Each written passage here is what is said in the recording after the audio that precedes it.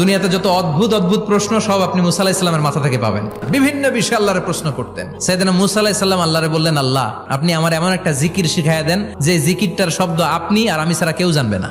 দিনে রাতে সব সময় এই জিকির আমি করব, আপনারে ডাকবো, কিন্তু শর্ত হলো এই জিকিরটা জানবে শুধু আপনি আর জানবো শুধু আমি। আল্লাহ বললেন, মুসা পড়ো লা ইলাহা ইল্লাল্লাহ। মুসা আলাইহিস সালাম কয়, মাবুদ এটা তো জাতীয় জিকির, সবাই জানে। আমি তো চাইছি এক্সেলেন্ট একটা জিকির, কারো কাছে নাই, শুধু আমি জানবো আর আমি পড়বো।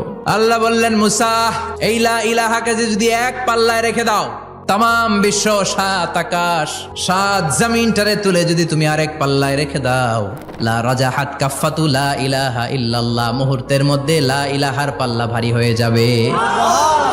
ও মুসা, তুমি যতই এক্সক্লুসিভ